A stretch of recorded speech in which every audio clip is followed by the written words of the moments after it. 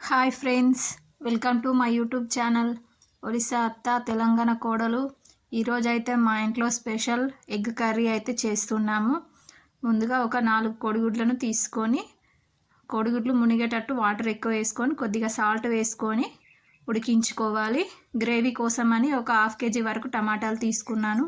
2-3 పచ్చిమిర్చి తీసుకున్నా, కొద్దిగా కొత్తిమీర తీసుకున్నాను. ఉడికించిన కోడిగుడ్లను పొట్టు తీసేసి పక్కన పెట్టుకున్నాను. మళ్ళీ ఒక కడాయి పెట్టుకొని కడాయి వేడైన తర్వాత ఒక పావు వరకు ఆయిల్ వేసుకుంటున్నాం. ఆయిల్ వేడైన తర్వాత కట్ చేసి పెట్టుకున్న 2-3 పచ్చిమిర్చిని వేసుకోవాలి. పచ్చిమిర్చి వేగిన తర్వాత ఒక స్పూన్ అల్లం వెల్లుల్లి పేస్ట్ వేసుకొని అల్లం వెల్లుల్లి పేస్ట్ పచ్చివాసన పోయే వరకు వేయించుకోవాలి. లేదంటే వాసన పచ్చి అనిపిస్తుంది. ఎగ్ కర్రీ అనేది ఎన్నో వెరైటీస్గా చేసుకోవచ్చు.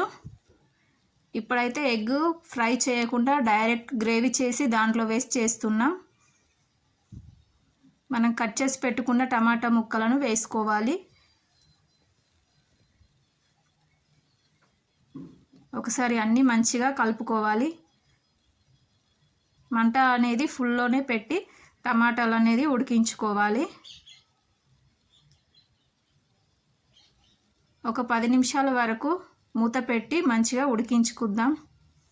చూడండి, పొగలు వెళ్తున్నాయి. ఇలా ఒకసారి కలుపుకొని ఉడికాయో లేదో చూసుకోవాలి.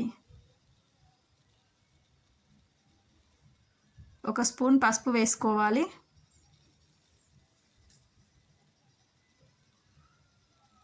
మళ్ళీ ఒకసారి కలుపుకోవాలి.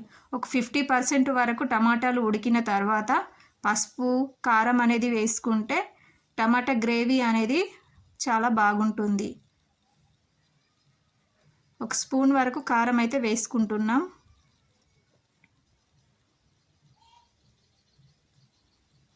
ముందే కారం వేసేసుకుంటే టమాటాలు అనేది ఉడకకుండా అలాగే ఉండిపోతాయి.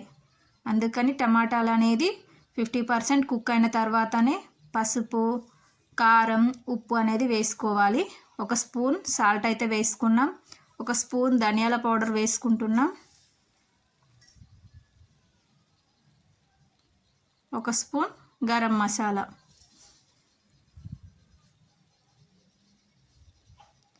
ఇవన్నీ వేసి మంచిగా కలుపుకోవాలి. ఫ్రెండ్స్, మా వీడియోస్ మీకు నచ్చినట్లయితే లైక్ చేయండి మరియు మా ఛానల్ని సబ్స్క్రైబ్ చేయండి. అందరికీ షేర్ చేయండి మరియు బెల్ ఐకాన్ని ప్రెస్ చేయండి. మీకు ఇంకా వెరైటీ రెసిపీస్ ఏమైనా కావాలంటే కామెంట్ సెక్షన్లో కామెంట్ చేయండి.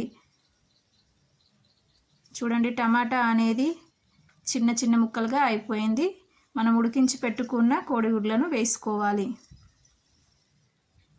మరీ ఎక్కువ కలపకూడదు. కారం వేసాం కాబట్టి కారం ఉడికే వరకు ఒక 5 నిమిషాలు